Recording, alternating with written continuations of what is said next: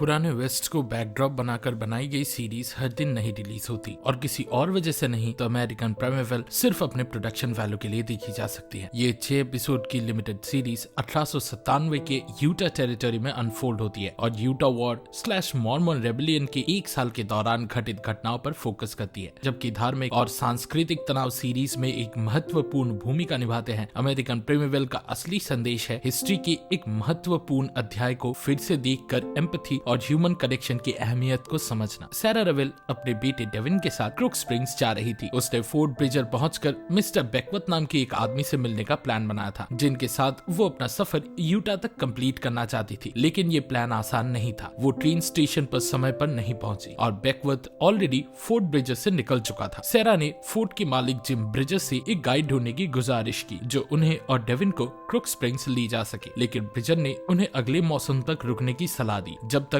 मौसम सुधर ना जाए और यूएस गवर्नमेंट और मॉर्मन्स के बीच तनाव खत्म ना हो जाए। लेकिन सैरा को जल्दी थी। उसने उसकी सलाह नजरअंदाज की और एक मॉर्मन ग्रुप को उनकी मदद के लिए मना लिया। क्या सैरा और डेविन क्रुक स्प्रिंग्स तक पहुंच पाएंगे और वो इतनी जल्दी में क्यों थी? सीरीज इन सवालों के जवाब धीरे धीरे देती है। तो चलिए जल्दी से इस सीरीज का एक रिकैप कर लेते हैं। ऐसे ही दूसरे वीडियोस देखने के लिए और हमसे जुड़े रहने के लिए चैनल को सब्सक्राइब कीजिए और वीडियो को लाइक और शेयर करना ना भूलें। Thank you. और एक ह्यूज स्पॉइलर वार्निंग के साथ लेट्स मूव ऑन। जल्द ही सैरा और डेविन उस मॉर्मन ग्रुप के साथ निकल पड़ते हैं, लेकिन कुछ बाउंटी हंटर्स फोर्ट ब्रिजर पहुंचते हैं और माँ बेटी के बारे में पूछताछ करने लगते हैं। ब्रिजर के लिए सरप्राइज की बात ये होती है कि वो उसे सैरा रेवेल के बजाय सैरा हॉलोवे कहकर बुलाते हैं। उसे सैरा का एक पोस्टर दिया गया जिस पर उसका फोटो था। ब्रिजर को पता चलता है कि सैरा ने फिलाडेल्फिया के लूथर हिचन्स को लूट कर मार दिया था। लूथर के परिवार ने उसे पकड़ने वाले को एक बड़ी बाउंटी ऑफर की थी। ब्रिजर झूठ बोलता है कि उसने उस औरत को कभी नहीं देखा क्योंकि वो परेशानी नहीं चाहता था। दूसरी तरफ आइजैक, जो वाइल्ड वेस्ट को अच्छी तरह से जानता था और इंडिपेंडेंटली काम करता था, सैरा और डेविन का पीछा करता है माउंटेन मेडोस यूटा तक। उसका प्लान था उन्हें बाउंटी के बदले बेच देना। जब मॉर्मन ग्रुप एक खाली जगह पर रुकता है, सैरा अबिश और जेकब प्रैट से बात करती है, एक नए शादीशुदा मॉर्मन जोड़ा जो ब्रिघम यंग के साथ जुड़ना चाहता था। Brigham young salt lake city का संस्थापक और यूटा टेरिटरी का पहला गवर्नर था, जो यूएस गवर्नमेंट के खिलाफ बगावत कर रहा था ताकि जायोन का शहर बनाया जा सके। लेकिन बातचीत तभी रुक जाती है जब सफर कर रहे लोगों पर अचानक से अटैक होता है। घोड़े पर सवार आदमी जो हुड पहने होते हैं ग्रुप पर हमला करते हैं, लूटपाट करते हैं और निर्दयी तरीके से लोगों का कत्ल करते हैं। जेकब को चोट पहुंचता है और सैरा डेविन एक गाड़ी के नीचे से ये सब होते हुए देखते हैं। जब उन्हें रियलाइज होता है कि अगर वो नहीं भागे तो मार दिए जाएंगे, तब वो जंगल की तरफ भाग जाते हैं। हुड पहने हुए लोग उनका पीछा करते हैं, लेकिन आइजैक उन्हें बचा लेता है। असलियत ये थी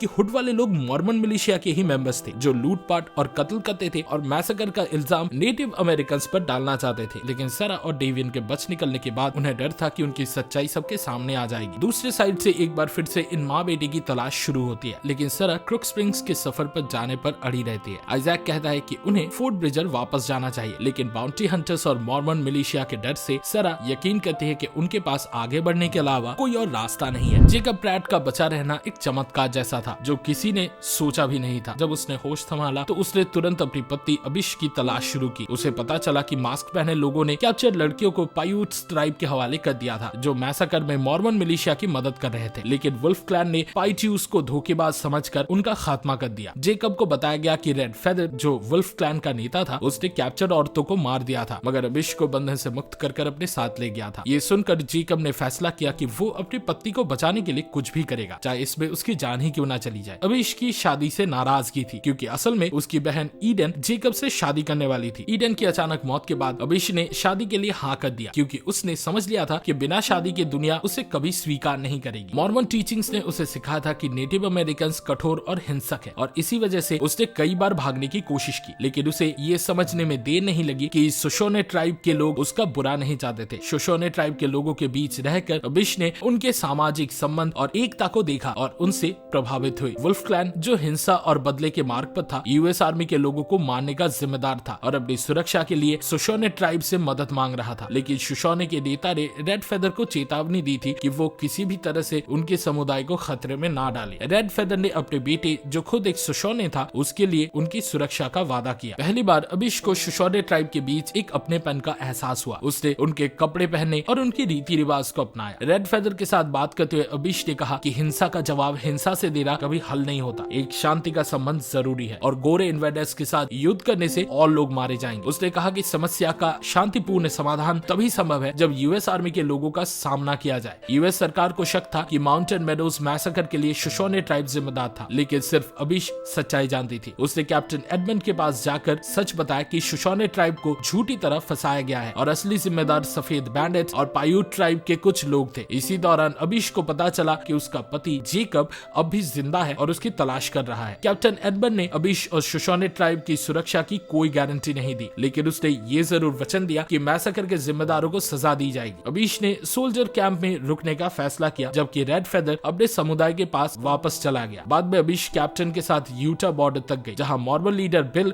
उसे देखकर चौंक गया। अबिश के जिंदा होने का मतलब था कि वो जानती थी कि माउंटेन मेडोज मैसेकर के लिए मॉर्मन मिलिशिया जिम्मेदार था और उनके लिए और मुश्किल खड़ी हो सकती थी। अबिश ने तुरंत जेम्स वुल्सी को पहचान लिया, जो मैसेकर के दिन मिलिशिया की अगुवाई कर रहा था। कैंप की ओर जाते वक्त अबिश ने जेम्स वुल्सी के इन्वॉल्वमेंट को कंफर्म किया और ये भी समझा कि कैप्टन एडमंड ने जानबूझकर उसे उन लोगों के सामने रखा जो अटैक के लिए जिम्मेदार थे। मॉर्मन होने के नाते अबिश समझ गई कि अपने समुदाय के लोगों को एक्सपोज करने के लिए उसे भारी कीमत चुकानी पड़ सकती थी। उसने एहसास किया कि शोशोने ट्राइब के साथ रहना यूएस आर्मी या अपने खुद के लोगों के साथ रहने से ज्यादा सुरक्षित था। जिन्हें वो कभी कठोर और हिंसक समझती थी, वही उसके लिए सबसे ज्यादा इंसानियत दिखाने वाले निकले। जल्द ही मॉर्मन मिलिशिया ने यूएस आर्मी बेस पर हमला कर दिया जब उन्हें पता चला कि कैप्टन एडमंड ने माउंटेन मेडोज मैसेकर पर अपना रिपोर्ट ऑफिशियली सबमिट कर दिया है। जेकब अपनी पत्नी अबिश की तलाश में ब्रदर कुक मॉर्मन मिलिशिया के एक सदस्य के साथ निकलता है। सफर के दौरान उसे एहसास होता है कि उसने अपनी समुदाय पर अंधा विश्वास करके कितनी बड़ी गलती की। उसकी पत्नी खो चुकी थी और मॉर्मन मिलिशिया के खुद के लोगों की जान को खतरे में डालने की जिद की वजह से उसकी अपनी जिंदगी भी खतरे में पड़ गई थी। जेकब ने ब्रदर कुक को मार दिया, लेकिन धीरे धीरे उसका मानसिक संतुलन बिगड़ने लगा। बाद में ब्रदर बिल ने जेकब को ढूंढ निकाला और जब उसने सुना कि मिलिशिया अबिश को वापस लाने के लिए शोशोने ट्राइब पर हमला करने की योजना बना रहा है, उसने उनका साथ देने का फैसला किया। अमेरिकन प्राइमेवल के अंतिम एपिसोड में अबिश अपने नए परिवार शोशोने ट्राइब के साथ मॉर्मन मिलिशिया के खिलाफ लड़ती है। जेकब एक हुड पहने होता है जब उसने अबिश पर गोली चला दी। उसने अबिश को पहचाना नहीं क्योंकि वो शोशोने जैसे कपड़े पहने थी और उसका माथा काले रंग से रंग दिया गया था। जैसे ही गोली चली, जेकब ने अपना हुड हटा दिया और देखा कि उसने अपने हाथों से अपनी ही पत्नी को मार दिया है। ये सच बर्दाश्त करना उसके लिए नामुमकिन था। अबिश के साथ मिलने की उम्मीद थी उसकी जिंदगी का एकमात्र सहारा, और जब ये भी उससे छिन गया तो उसने खुद को मारने का फैसला किया क्योंकि उसके लिए अब जीने का कोई और कारण नहीं बचा था। उसके अपने लोग, जिन्हें वो परिवार समझता था, उसका विश्वास तोड़ चुके थे। अब वो इंसान नहीं रहा जो पहले था। जब मैसेकर चल रहा होता है, जेकब अपने आप को गोली मार लेता है। इस हमले के दौरान रेड फेदर भी गोली लगने से घायल हो जाता है। अपने बेटी की रक्षा करने के लिए वो अपने शरीर पर गोलियां झेल लेता है और अपने बच्चे को सुरक्षित रखने की कोशिश करता है। जैसे सोचा गया था उससे भी ज्यादा लहू बहा और शोशोने ट्राइब के सदस्यों ने एक ऐसी औरत की रक्षा करते हुए अपनी जान दे दी जिसके साथ उनका कोई खून का रिश्ता नहीं था, बल्कि प्यार और अपनेपन का था। इधर जब वर्जिल कटर और उसके साथियों को ये पता चला कि अगर वो सेरा को पकड़कर पीड़ित के परिवार तक पहुंचा दे तो उन्हें $1,500 मिलेंगे, तभी से उन्होंने सेरा को ढूंढने की ठान ली। डेविन का पैर टूटने के बाद उन्हें कुछ समय के लिए रुकना पड़ा ताकि वो ठीक हो सके, लेकिन इसी दौरान बाउंटी हंटर्स उन तक पहुंच गए। जब सेरा अपने टेम्परेरी शेल्टर से बाहर कुछ लकड़ियां लाने के लिए गई थी डेविन के घाव को ठीक करने के लिए, तब उन्होंने उसे अगवा कर लिया। आइजैक केबिन के अंदर डेविन और अपने शोशोने दोस्त टू मून्स के साथ था जब उन पर हमला किया गया। खुशकिस्मती से वो गोलियों से बचे रहे और आइजैक अपनी बंदूक लेकर केबिन के बाहर निकला। उसने बाहर खड़े वर्जिल के साथियों को मार दिया। आइजैक ने जल्दी समझ लिया कि सेरा को पहले ही ले जाया जा चुका था। अपने अनुभव के उपयोग करते हुए उसने एक मरा हुआ आदमी अपने घोड़े से बांधा और बाउंटी हंटर्स की तरफ भेजा। शिकारी समझे कि आइजैक उन पर हमला करने आ रहा है और उन्होंने अपने सारे गोलियां एक मुर्दे पर बर्बाद कर दिए। जब तक उन्हें समझ में आया कि उनके साथ धोखा हुआ है, तब तक आइजैक उनकी तरफ बढ़ चुका था और एक के बाद एक सभी को मार दिया। वर्जिल ने आइजैक को इनाम का एक हिस्सा देने का प्रस्ताव दिया, लेकिन वो नहीं जानता था कि आइजैक को सेरा से लगाव हो गया था। आइजैक ने बिना किसी दया के वर्जिल को मार दिया और सेरा के साथ केबिन लौट आया, लेकिन उसे ये पता नहीं था कि बाउंटी हंटर्स में से एक लूकस अभी भी जिंदा बच गया है। असल में सिर्फ आइजैक को ही नहीं बल्कि एक जंगली फ्रेंच कॉलोनी के हाथों पकड़े जाने और ह्यूमिलेट होने के बाद जब आइजैक ने सेरा को किसी तरह बचा लिया था, तब से वो भी आइजैक के प्यार में पड़ने लगी थी। आइजैक, सेरा, डेविन और टू मून्स अपनी क्रुक स्प्रिंग्स की यात्रा जारी रखते हैं और अगले सुबह तक वो अपने मंजिल से सिर्फ आधा मील दूर पहुंच जाते हैं। आइजैक का सेरा और डेविन के साथ लगाव बढ़ने लगता है और उनसे अलविदा कहना उसके लिए आसान नहीं था। अपनी पत्नी और बेटे को खोने के बाद उसने अपने अकेलेपन को पसंद करना सीख लिया था, लेकिन सेरा और डेविन के साथ कुछ दिन बिताकर उसे एहसास हुआ कि उसने अपनी जिंदगी में कितना कुछ खोया है। शायद वो दोबारा किसी से जुड़ने का रिस्क नहीं लेना चाहता था। वो इस बात से डरा हुआ था कि कहीं उसका प्यार फिर से उससे छीन न लिया जाए। सेरा का दिल टूट गया जब आइजैक आइजैक ने घोषणा की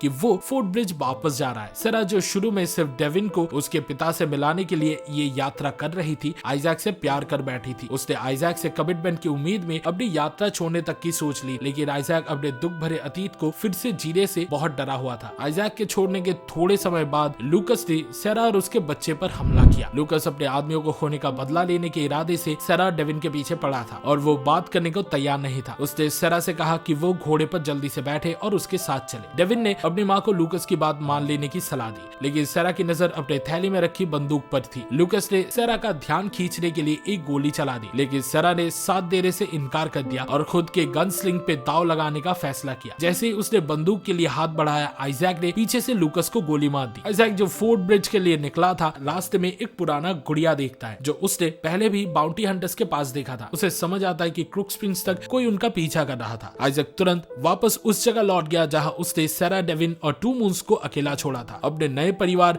जिसे वो अपना मान बैठा था, उसको बचाने के लिए उसने अपने जान की परवाह नहीं की। अमेरिकन प्राइमेवल के अंतिम पलों में आइजैक ने लूकस को गला घोंटकर मार दिया, लेकिन लूकस के साथ अकेले लड़ते वक्त उसे कई गोलियां लगी। आइजैक जमीन पर गिर गया और अपने अंतिम पल तक सेरा के हाथ को थामे रहा। शायद आइजैक को ये तसल्ली थी कि इस बार वो अपने प्यारे इंसानों को बचा पाया, चाहे इसके लिए उसे अपनी जान ही क्यों ना देनी पड़ी। सेरा, डेविन और टू मून्स ने आइजैक के शव को आग दी और अपनी यात्रा जारी रखी, लेकिन इस बार उन्होंने क्रुक स्प्रिंग्स की बजाय कैलिफोर्निया जाने का फैसला किया। सेरा ने यह समझ लिया कि उसे अपने बेटे की देखभाल के लिए किसी भी आदमी की सुरक्षा की जरूरत नहीं है। आइजैक से मिलकर उसने प्यार और बलिदान का सच्चा मतलब समझा। वो अपनी जिंदगी किसी और के साथ सिर्फ इसलिए बिताने को तैयार थी क्योंकि वो अकेली अपने बेटे को बड़ा करने के डर से बस एक सहारा ढूंढ रही थी। जुलाई 1858 में यूटा वॉर समाप्त हुआ। ये संघर्ष बातचीत के जरिए सुलझाया गया। फेडरल ट्रूप्स को प्रदेश में प्रवेश की अनुमति मिली, लेकिन मॉर्मन सेटलर्स को माफ कर दिया गया। क्षेत्र में तनाव कम हुआ और फेडरल अथॉरिटी को फिर से स्थापित किया गया जब मॉर्मन के स्वराज और हितों को सुरक्षित करने का वचन दिया गया। अमेरिकन प्राइमेवल एक ऐसे अंधेरे के ऐतिहासिक काल में इंसानी रिश्तों के बारे में है जहां जीने के लिए हर दिन एक संघर्ष जैसी थी। मुश्किल हालातों और संघर्ष के बीच कुछ लोग इंसानियत की असली पहचान बनाए रखते थे और आइजैक, सेरा और अबीश जैसे लोग इस बात के जीते जागते सबूत हैं। इस वीडियो को देखने के लिए शुक्रिया। अमेरिकन प्राइमेवल देखने का आपके एक्सपीरियंस के बारे में कमेंट सेक्शन में जरूर शेयर करें। सिनेमा सीरीज के वीकली डोज के लिए लाइक बटन दबाएं, हमारे चैनल को सब्सक्राइब करें। अगले वीडियो में मिलता है और फिलहाल के लिए signing off. Good bye and I will B